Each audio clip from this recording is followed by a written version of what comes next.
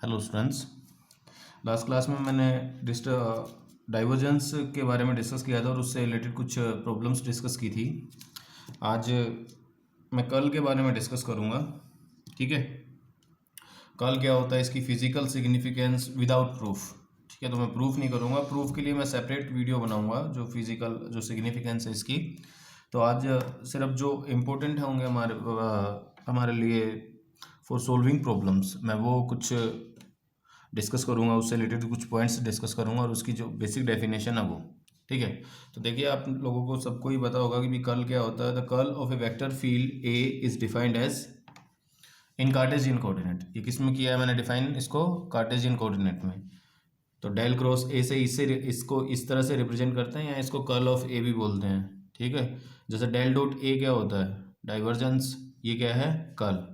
तो इसके लिए ये डेफिनेशन है, जैसे आप क्रॉस प्रोडक्ट करते हैं दो वेक्टर्स की, इस तरह से कर सकते हैं, कोई इशू नहीं है उसमें। या फिर मैट्रिक्स डिटर्मिनेंट फॉर्म में इस तरह से लिख सकते हैं उसको, I J K del by del x del Y del by del by del Y del by del dash Z A X A Y और ए जेड। ये क्या है? X component of A Y component of A and Z component of A. जहाँ पे क्या होगा? A equal to A X I cap plus A Y J cap plus A Z K cap. X का meaning है यहाँ पे component, not a function. जो ए x है वो इन जनरल किसका फंक्शन होगा? तीनों का फंक्शन होगा। आ रही ना बात समझ में? इस तरह से लिख सकते हो आप, A X A Y A Z, ये क्या होंगे? Some function of X Y and Z. बल्कि ऐसा लिख लेते हैं, function of X Y and Z.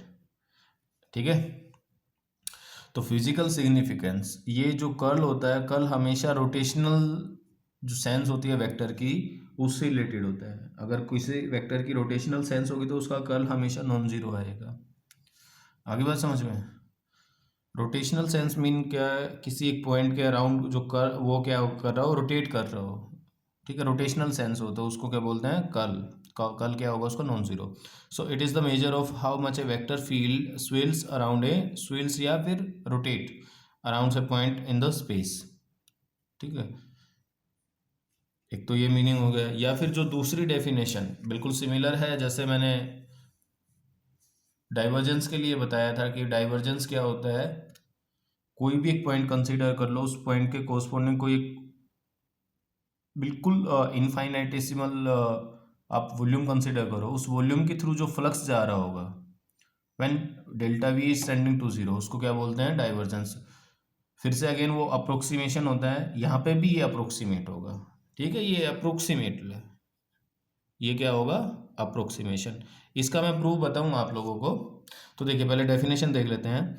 The curl of a vector A, the curl of a vector field a is an axial vector. Axial मतलब जो rotational, whose magnitude is maximum circulation. ये important है यहाँ पे। Circulation का मतलब क्या है? लाइन सॉरी, इसका किसी पाथ के अलोंग उसका integral, line integral basically. Circulation means line integral of a per unit area as the area tends to zero. वहाँ पे क्या था? The divergence of a vector field is the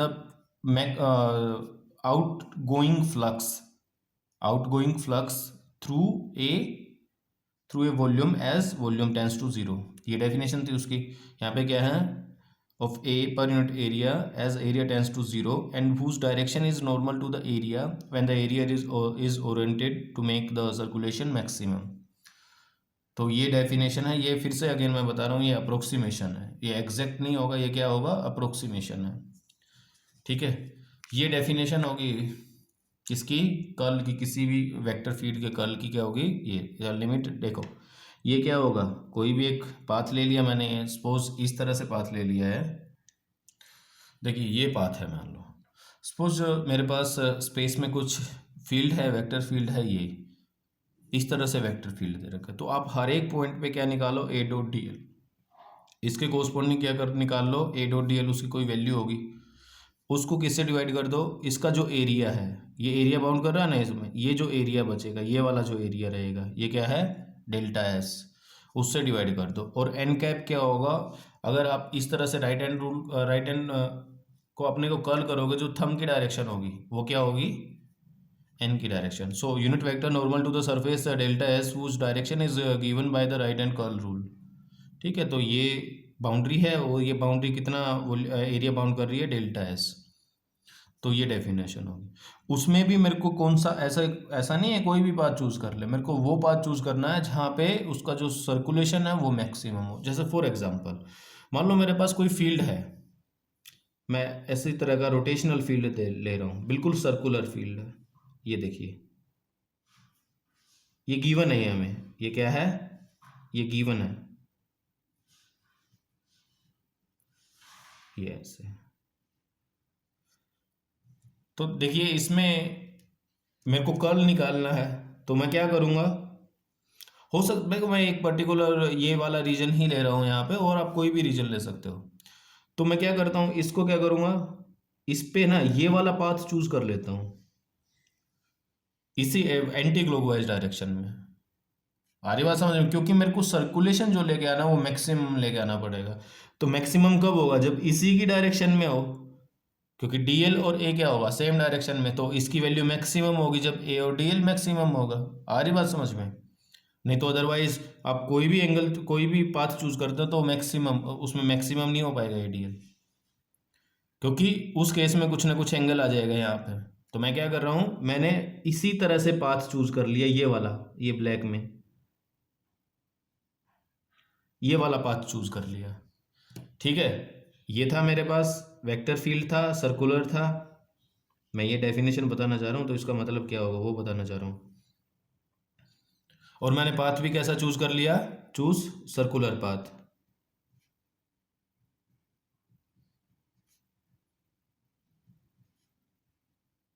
in the same direction of A, so that A dot dl is maximum। आगे बात समझ में, क्या हो जाएगा, ये मैक्सिमम हो जाएगा। तो इसका मतलब हुआ मैक्सिमम। तो मैं जब क्या करूँगा, जब ये वाला मेरे पास आ जाएगा पाथ का सारा, वहाँ से मैं क्या फाइंड आउट कर लूँगा, ए dot d L find out कर लूँगा। ए डॉट डी एल आ गया, और ये जो इसका डेल्टा एस बचेगा ना, क्या बचेगा इसका, ये जो डेल्टा एस है, उस डेल्टा एस से इसको डिवाइड करा दूंगा। तो वहाँ पे क्या आ जाएगा, कर्ल एट दिस पॉइंट, जिस भी पॉइंट के अबाउट आप निकालना चाह रहे हो। आगे बात समझ में। तो ये इसकी फिजिकल सिग्निफिकेंस है। अगेन मैं आपको बता देता हूँ, किसी भी पॉइंट में स्पेस में सपोज आपको ए गिवन है और आपको मान लो फॉर्मूला यूज़ नहीं करना है, आप उसकी फिजिकल सिग्निफिकेंस से कर्ल की वैल्यू निकाल सकते हो, निकाल रहे हो, मतलब आपने वो डिटर्मिनेंट वाला फॉर्मूला यूज़ नहीं करना है, आपको क्या यूज़ कर रहे हो, आप इससे निकालो, क्योंकि ये भी तो डेफिनेशन ही है ना। तो इस केस में क्या करेंगे, आप कोई भी एक ऐसा पाथ चूज करो। भाई देखो, सबसे पहले बात तो किसी पॉइंट के अबाउट, किसी पॉइंट में निकालते हैं कर्ल और डाइवर्जेंस, ये सारे के सारे क्या हैं, पॉइंट फंक्शंस हैं। तो मैं पॉइंट के अबाउट क्या लूँगा, भाई ए गिवन है मेरे पास, उसका ही तो कर्ल निकालना है, तो ए गिवन है, तो मैं क्या करूँगा, एक पॉइंट चूज़ किया इस तरह से, ये वाला चूज़ किया जैसे सपोज, और ये गिवन था मेरे पास। फिर मैं क्या करूँगा, मेरा दूसरा काम क्या है कि मैं कोई एक ऐसा पाथ चूज करूँगा जिसके लिए ए डॉट डी एल क्या रहे, मैक्सिमम रहे, ए डॉट डी एल क्या रहे, मैक्सिमम रहे। आगे बात समझ में। तो ए डॉट डी एल जब मैक्सिमम रहे, देखो यहाँ पे क्या लिखा था मैंने, magnitude is the maximum circulation of a per unit area as the area tends to zero. और साथ में क्या करूंगा, उस एरिया को भी डेल्टा टेंडिंग टू जीरो कर दूंगा मैं, delta s tending to zero, क्योंकि मेरे को पॉइंट पे आना है, यहाँ पे निकालना है ना, वो तभी इस पॉइंट को अप्रोच करेंगे जब डेल्टा एस क्या हो, टेंडिंग टू जीरो। तो क्या करेंगे, delta s tending to zero कर दिया। वहाँ पे जैसे डेल्टा वी क्या था, वहाँ पे क्या था, A dot D S over delta V, और delta V tending to zero था। यहाँ पे वेक्टर आएगा, ध्यान रखना, क्योंकि ये क्या है, एक वेक्टर है, इधर वेक्टर फील्ड है, तो यहाँ पे भी क्या आएगा, एक वेक्टर आएगा। और ये वेक्टर किस डायरेक्शन में होगा, unit vector normal to the surface delta s whose direction is given by the right hand rule. ठीक है, राइट हैंड रूल मीन्स ऐसे। देखिए जब आप इसको इस तरह से कर्ल करोगे तो जो कर्ल की डायरेक्शन आएगी वो क्या, कहाँ आएगी, अपवर्ड आएगी, ऐसे इस तरह से परपेंडिकुलर टू द सरफेस, इस प्लेन ऑफ द पेपर। ठीक है, तो बस आपको क्या चूज़ करना है, पॉइंट चूज़ करो, पॉइंट के अराउंड ये चूज़ करो कि भी ऐसा पाथ चूज़ करो जिसके अकॉर्डिंग क्या होगा, क्योंकि देखिए इसमें क्या है, whose direction is normal to the area and when the area is oriented to make the circulation maximum. Area इस तरह से ओरिएंट होना चाहिए कि भी सर्कुलेशन मैक्सिमम हो जाए। तो एरिया मैंने देखा इस, जैसे ये सर्कुलर था, ठीक है, तो मैंने कैसा चूज कर लिया था, सर्कुलर पाथ ही चूज कर लिया, क्योंकि हमें पता है आप इस रोटेशन में भी चूज कर सकते थे, लेकिन तब वहां पे मैक्सिमम सर्कुलेशन नहीं होता। सर्कुलेशन कैसा होगा, इस तरह से मैक्सिमम होगा। आगे बात समझ में? तो इस तरह से आपको चूज करना है। क्लियर है ये बात? तो वहां पे मैं कल इस फॉर्मूले से भी निकाल सकता हूँ और उस फॉर्मूले से भी निकाल सकता हूँ। ठीक है, ध्यान रखना, ये अप्रोक्सीमेशन जब इसका डेरिवेशन करते हैं तो मैं कुछ अप्रोक्सीमेशंस लेके चलता हूँ, तो उन्हीं अप्रोक्सीमेशंस में ये क्या होता है, ये रिजल्ट क्या है, अप्रोक्सीमेट रिजल्ट है, ध्यान रखना। क्लियर है? ये देखिए मैं दो एग्जांपल ले रखे हैं, ये अगेन वही एग्जांपल है सेम जो मैंने अभी लिया था। इस केस में आपको पता है कल क्या होगा, नॉन जीरो रहेगा, क्योंकि इसकी रोटेशनल सेंस है। ये क्या कर रहा है, इस पॉइंट के अराउंड क्या कर रहा है, ये रोटेट कर रहा है। आगे बात समझ में? यहाँ पे क्या रहेगा, कल डेल क्रॉस ऑफ ए क्या होगा, जीरो, क्योंकि कोई भी रोटेशन नहीं है, जस्ट वो क्या कर रहा है, वो डाइवर्ज कर रहा है। और आप प्रूव भी कर सकते हैं आप इसको। आप यहाँ पे कोई एक सर्कल ले लो, सर्कुलर पाथ ले लिया आप यहाँ, तो क्या होगा, ए डॉट डी एल क्या रहेगा, जीरो ही रहेगा, क्योंकि ये परपेंडिकुलर है, डी एल इस रहेगा, तो हमेशा क्या रहेगा, जीरो। तो कल भी उस डेफिनेशन से भी आप निकाल सकते हैं। फिर से अगेन ये भी किसी पॉइंट के अबाउट रोटेट नहीं कर रहा है, ये सीधा जा रहा है, कांस्टेंट फील्ड है, तो डेल क्रॉस ए इस केस में भी क्या होगा, जीरो।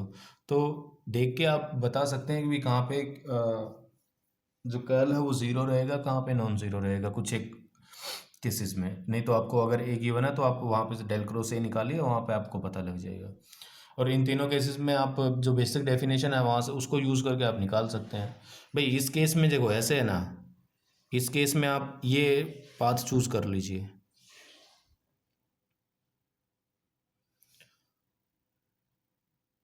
तो इसमें क्या रहेगा, ये परपेंडिकुलर है, डीएल ऐसे है, तो हमेशा क्या रहेगा, जीरो। तो del cross a dot zero रहेगा हमेशा।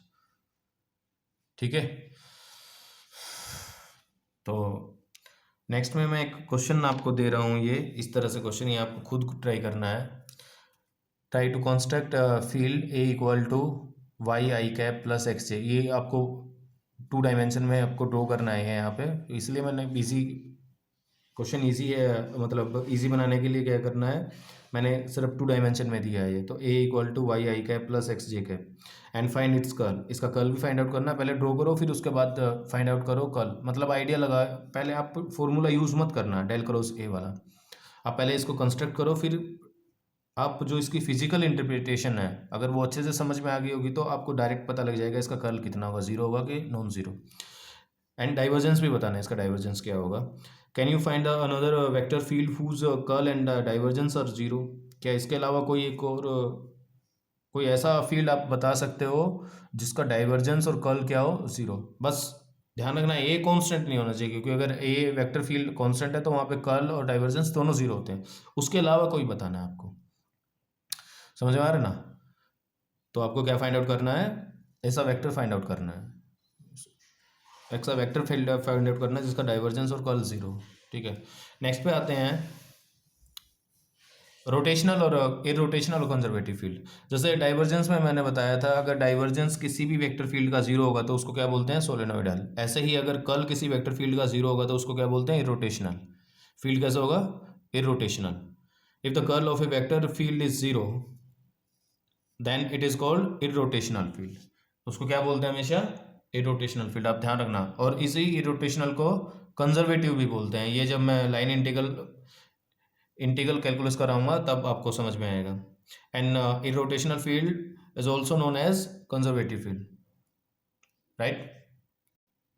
तो दोनों याद रखने हैं आपको, इरोटेशनल और कंजर्वेटिव। सोलेनोइडल कब बोलेंगे, जब उसका डाइवर्जेंस जीरो हो। इरोटेशनल या कंजर्वेटिव कब बोलेंगे, जब उसका कर्ल जीरो हो। कंजर्वेटिव मैं बताऊंगा कंजर्वेटिव क्यों बोलते हैं, क्योंकि एनर्जी कंजर्व रहती है अगर इस केस में अगर ये फोर्स हो। ठीक है, तो ये डिस्कस करेंगे जब मैं इंटीग्रल डिस्कस करूँगा, तो अभी मैं इसमें ज़्यादा डिस्कशन नहीं करूँगा। अच्छा, एक क्वेश्चन देख मैं बता दे रहा हूँ आपको। तो देखिए ये क्वेश्चन है, find the curl of a vector field A equal to minus i cap plus x J cap. सबसे पहले ना एक बार इसको ड्रॉ करके देख लेते हैं। वैसे तो आपको कर्ल यहीं से पता लग जाएगा। देखिए पहले तो कर्ल जब निकालेंगे इसका तो कितना होगा, कर्ल ऑफ ए क्या होगा, आई जे और के, यहाँ से del by del x, del by del Y, del by del z, और ये कितना वाई माइनस वाई जे में एक्स और ये ज़ीरो। तो यहाँ से जब कैलकुलेट करेंगे तो आई कैप कितना आएगा, ज़ीरो। फिर जे से कैलकुलेट करते हैं माइनस जे, जे के लिए कितना आएगा, अगेन ज़ीरो। के लिए देख लेते हैं, के कितना आएगा, ये वन और माइनस वन, तो minus minus one minus minus one तो कितना आ जाएगा, टू के। तो कर्ल क्या आ रहा है, नॉन ज़ीरो आ रहा है। कर्ल क्या आ रहा है इसका, non zero and not equal to zero. तो देखिए इसको ग्राफिकली देखें तो कैसे बनेगा। अगर ये देखो टू डायमेंशन में, तो मैंने क्या लिया इस तरह से, ये एक्स एक्सिस वाई एक्सिस है, ये एक्स एक्सिस है। मैं पूरे सरफेस पे नहीं बनाऊंगा, मैं सिर्फ इसके अराउंड बना रहा हूँ एक्स इक्वल टू ज़ीरो के लिए। तो देखिए पहले तो मैं इस पे एक्सिस पे ड्रॉ कर रहा हूँ। यहाँ पे देखिए सपोज मैं इन पॉइंट्स पे ड्रॉ करूँगा, सब सेम मैग्नीट्यूड के लिए है मैंने। यहाँ पे क्या होगा, y ज़ीरो है, तो y अगर ज़ीरो होगा तो सिर्फ कंपोनेंट कौन सा होगा, किस डायरेक्शन में जाएगा, y की डायरेक्शन। देखो y इस पॉइंट पे देखिए, इस पे और इस पे चेक कर रहा हूँ मैं, इन दोनों पे y ज़ीरो है, तो y ज़ीरो हो गया। तो सिर्फ कहाँ बनेगा, कहाँ जाएगा, j की डायरेक्शन में। तो यहाँ पे पॉजिटिव x होगा तो पॉजिटिव j y की डायरेक्शन में। तो ये देखिए मैंने ये बना दिया इस तरह से, और x पे नेगेटिव पे आ गया, क्योंकि x यहाँ पे नेगेटिव होगा तो माइनस जे में, तो माइनस की तरफ जाएगा। ओके, अब इस पे चलते हैं। यहाँ पे x ज़ीरो है, तो x ज़ीरो है। अब इस पे देखिए, यहाँ पे जब y पॉजिटिव होगा तो ये नेगेटिव है, तो माइनस x की डायरेक्शन में गया इस तरह से। तो इस पे देखिए यहाँ पे क्या है, x तो ज़ीरो, ये तो ज़ीरो ही हो गया। अब ये देखिए y क्या है, y नेगेटिव है तो पॉजिटिव हो जाएगा, नेगेटिव नेगेटिव पॉजिटिव, तो प्लस आई के में, प्लस आई कहाँ है, ये वाली डायरेक्शन है। समझ में आए ना, ये x हो गया, ये y हो गया। तो अब देखिए चलो, आपको लग रहा है कि भी देखो कुछ रोटेशनल सेंस आ रही है इसकी, क्या आ रही है, कुछ रोटेशनल सेंस आ रही है कि भी जो वेक्टर है वो रोटेट कर रहा है कुछ ऐसे। देखिए यहाँ से इस तरह से रोटेट कर रहा है। ये तो मैंने बहुत दूर दूर बनाए हैं यहाँ पे ताकि आपको अच्छे से समझ में आए। यहाँ पे भी फील्ड होगा, यहाँ पे भी फील्ड होगा, आपको बनाओगे ना यहाँ पे, तो यहाँ पे भी इस तरह से लगेगा। तो मैं सिर्फ एक बना रहा हूँ, यहाँ पे भी कुछ आपको इस तरह से लगेगा, तो आपको लगेगा कि जो फील्ड है वो रोटेट कर रहा है कुछ, ठीक है, कुछ रोटेशनल सेंस है, यानी means it is swirling around X equal to zero. ठीक है, तो आप यहाँ पे देखिए, यहाँ पे जो फील्ड है, अब मान लो सपोज ये वन वन पे मैं लेके चल रहा हूँ, ये मान लो ये वन था, ये वन था, तो मैं यहाँ पे लेके चल रहा हूँ, यहाँ पे इस तरह से। ये वाले पॉइंट्स और देख लेता हूँ मैं एक बार।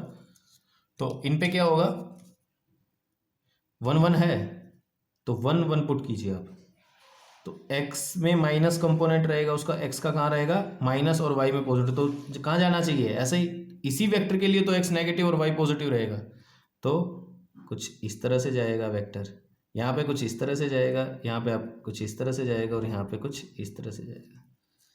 ये तो मैंने बहुत 4-5 पॉइंट पे बनाया है, आप यहाँ पे भी बनाओगे ना, यहाँ पे वो भी कैसे जा रहा होगा, कुछ इस तरह से जा रहा होगा, आप ड्रॉ करके देखना।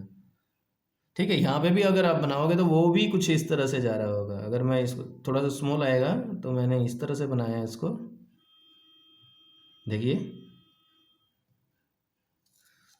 तो यहाँ से भी आपको पता लग रहा है कि भी जो वेक्टर है वो क्या कर रहा है, कुछ रोटेशनल सेंस है उसकी, कुछ वो कुछ रोटेट कर रहा है।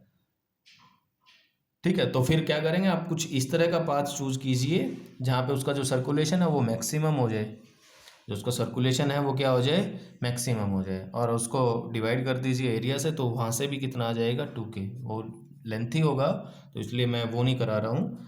बस सिर्फ ये कराने का मतलब क्या था, आपको ये बताना था कि भी आप वेक्टर को ये तो देखो 2 डायमेंशन में तो आप इजीली आप इसको ड्रॉ कर सकते हो। तो आपको पता लग गया कि भी ये क्या कर रहा है, रोटेट कर रहा है वेक्टर, रोटेट कर रहा है, तो इसका मतलब क्या होगा, उसका कर्ल नॉन जीरो आएगा। और ऑब्वियस सी बात है वो आ भी रहा है कि कर्ल इज, और देखिए हाँ, जो कर्ल की जो डायरेक्शन है वो कहाँ आ रही है, के की डायरेक्शन में, और आनी भी चाहिए, क्योंकि आप जो भी पाथ चूज करोगे कुछ इस तरह से चूज करोगे, तो राइट हैंड रूल से कहाँ जाएगा, ऊपर की तरफ आ रहा है ना, आपकी तरफ आ रहा है। आप देखो इसको कर्ल करो, तो जो था मैं ये कहाँ आ रहा है, पॉइंट कर रहा है आपकी तरफ, यानी प्लस के की तरफ, तो आना भी चाहिए प्लस के की तरफ।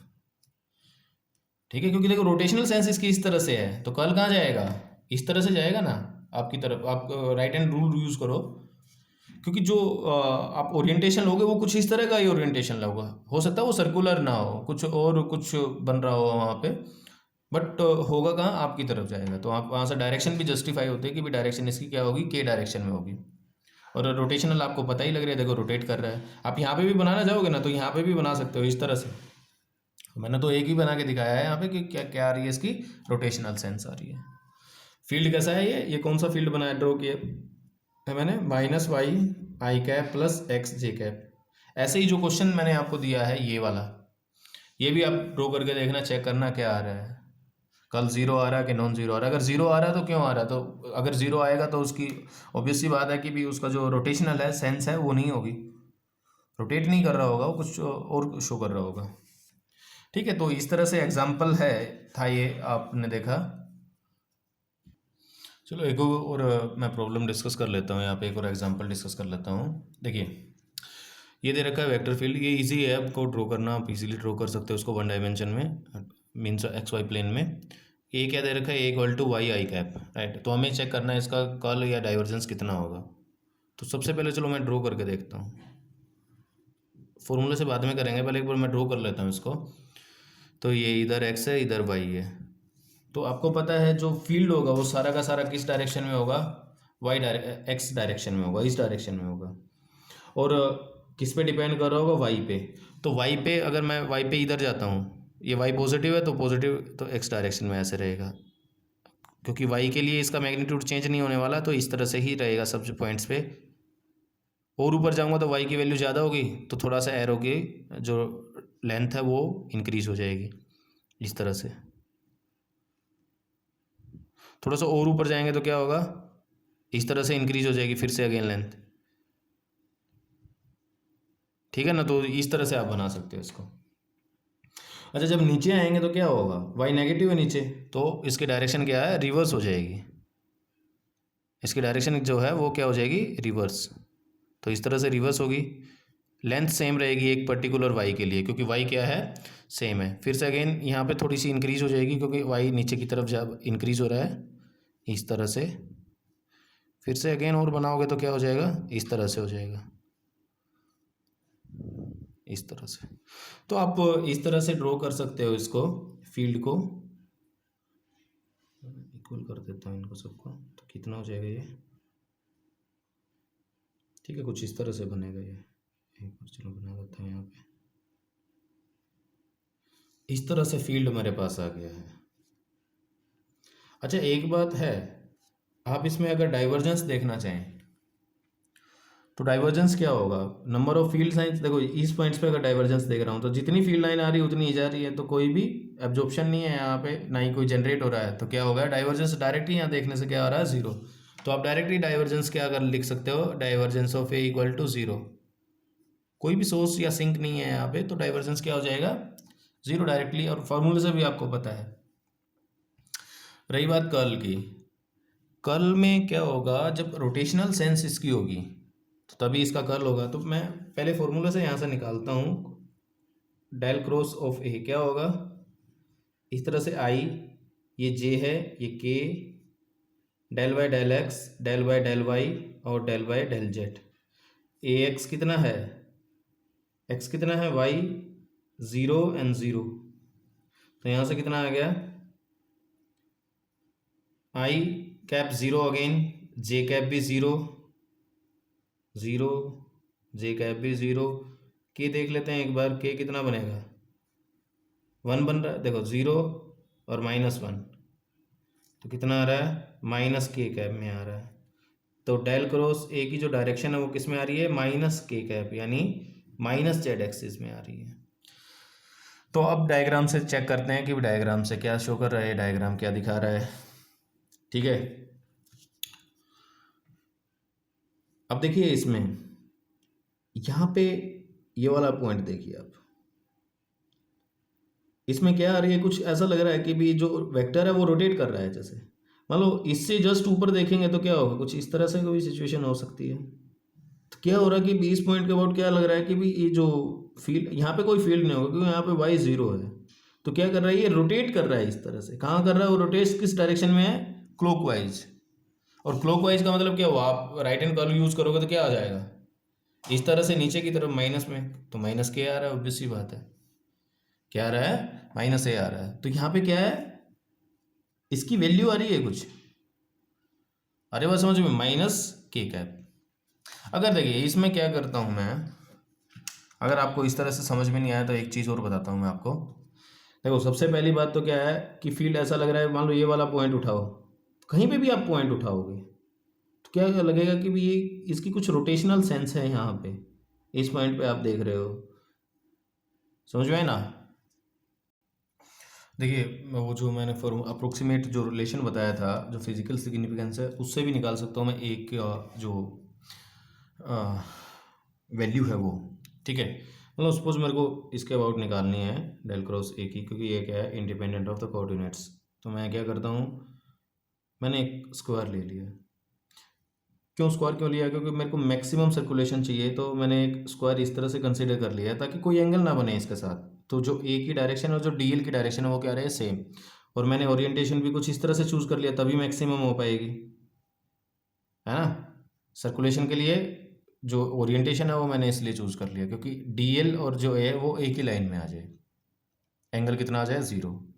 तो जब मैं ए डॉट डी एल निकालूंगा तो मान लो सपोज ये कितना ले लिया मैंने, ए कोमा ज़ीरो, ये कितना हो जाएगा, ज़ीरो कोमा ए, ये कितना हो जाएगा, ये वाला पॉइंट माइनस ए ज़ीरो, और ये कितना हो जाएगा, ज़ीरो माइनस ए। अगर नहीं समझ में आए तो आप इसको स्किप कर सकते हो, कोई इशू नहीं है। तो मैं जब ए डॉट डी एल निकाल रहा हूँ, सो ए डॉट डी एल, और ऑब्वियसली बात है ये मैक्सिमम होगा, ये कैसा होगा, मैक्सिमम होगा इस पर। तो कितना आ जाएगा ए डॉट डी एल इसके लिए, यहाँ पे जो भी जितने भी ए होंगे इनके लिए तो ज़ीरो ही आएगा, सबके लिए बचेगा क्या, मान लो सपोज ये ए बी ये सी है और ये डी है, सिर्फ बचेगा कौन सा के लिए, ए बी के लिए बचेगा a dot d l, plus c d के लिए बचेगा, सॉरी, ये a dot d l over c d, बाकी के लिए ज़ीरो हो जाएगा क्योंकि, बल्कि मैं चलो लिख देता हूँ, plus b c plus d a dot d l, a dot d l, ये ज़ीरो ज़ीरो, क्यों, because a is perpendicular to d l, क्योंकि ए इस डायरेक्शन में रहेगा, डी एल इस डायरेक्शन में, तो पर 90 डिग्री का एंगल बना, तो ए ज़ीरो सर्वाइव क्या करेगा, सिर्फ ए बी पे। तो ए बी के लिए मैंने लिखा, तो ए बी के लिए कितना आ जाएगा, ए और बी सेम डायरेक्शन में, ए डॉट डी एल, और ए की वैल्यू कितनी रहेगी, ए रहेगी, क्योंकि ये वाली लेंथ देखिए आप कितनी रहेगी, ए। सो ये कितना बना, ए किस डायरेक्शन में, ये आई कैप में, dot d L into, D L भी किस में है, आई कैप में। आगे बात समझ में।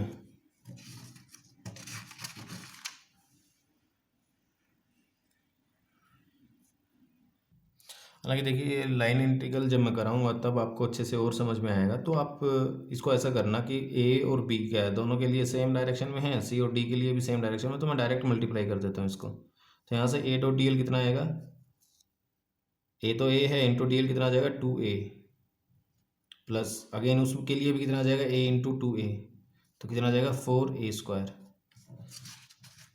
बट मेरे को क्या चाहिए, पर यूनिट एरिया चाहिए ना सर्कुलेशन, क्योंकि कर्ल तो वही होता है। तो del dot A dot d l over delta s, ये डेल्टा एस है, डेल्टा एस कितना होगा, टू ए इंटू टू, क्योंकि ये लेंथ कितनी होगी, टू ए, तो फोर ए, तो फोर ए स्क्वायर ओवर फोर ए स्क्वायर, तो कितना आ गया, वन। तो ये आ गया मैक्सिमम सर्कुलेशन। और हमें जो एन कैप कल क्या होता है, कल कल का फॉर्मूला क्या होता है, del cross of A equal to A dot d l over delta s and limit delta s tending to zero, कितना बनेगा ये, साथ में यहाँ पे एन कैप होता है, यहाँ पे क्या होगा एन कैप मैक्सिमम। और एन कैप किसके अकॉर्डिंग चूज करते हैं, इसकी जो राइट हैंड कर्ल से। तो कैसे आएगा, इस तरह से, ये राइट हैंड है, इस तरह से आप कर्ल करो इसको तो कहाँ जा रहा है माइनस के में, तो कहाँ पे आ गया माइनस के में। So it will be equal to 1 और माइनस के, तो कर्ल किस डायरेक्शन में आ गया माइनस के में। और ऑब्वियसली वो पहले भी इसी तरह से आया था, यहाँ से भी आप देख सकते हैं। आप इसको स्किप कर सकते हैं, ये ऑप्शनल है यार, ठीक है। अगर आपको ये समझ में नहीं आता तो आप इसको स्किप कर सकते हैं, जब लाइन इंटीग्रल करोगे तब आपको और अच्छे से समझ में आ जाएगा ये वाला सिचुएशन। समझ में आई ना बात, तो यहीं तक था, इतना ही। इसमें नेक्स्ट में मैं कुछ आइडेंटिटी जो कर्ल, डाइवर्जेंस और ग्रेडियंट आपका फिनिश हो गया है यहाँ पे। बस आप ये वाला डायग्राम याद कर लेना इसको, ठीक है। ये मैंने जस्ट आपको बताया था समझने के लिए, वो जो डेफिनेशन थी उसको समझाने के लिए। थोड़ा सा मैथमेटिकल है, थोड़ा सा टिपिकल हो जाएगा ये आप लोगों के लिए, तो आप इसको स्किप कर सकते हैं, कोई इशू नहीं है। नहीं समझ में आया तो कोई दिक्कत नहीं है, ये मत सोचना कि भी कल समझ में नहीं आया हमें। आप इसकी जो बेसिक डेफिनेशन है वो याद रखो, और ये डायग्राम एक दो का जो डायग्राम अगर आप बना सकते हो इजीली, तो आपको वहाँ से भी आइडिया हो जाएगा कि भी ये नॉन ज़ीरो रहेगा कि ज़ीरो रहेगा, राइट। तो नेक्स्ट में मैं मोस्ट इंपॉर्टेंट लेक्चर होगा जिसमें मैं कुछ फॉर्मूले डिस्कस करूँगा, जो कि अभी तक देखो मैंने ज़्यादा प्रॉब्लम्स डिस्कस नहीं की हैं वहाँ पे। जो अभी क्योंकि जितनी भी प्रॉब्लम्स होंगी वो सारी की सारी किस पे बेस्ड होंगी, आइडेंटिटीज़ पे बेस्ड होंगी। कर्ल की कुछ प्रॉपर्टीज़ होंगी, डाइवर्जेंस की और ग्रेडियंट की, उनकी कुछ आइडेंटिटीज़ हैं, कुछ फॉर्मूलेज हैं, वो डिस्कस करने हैं नेक्स्ट में, ठीक है। सो आज के लिए बस इतना ही, थैंक यू।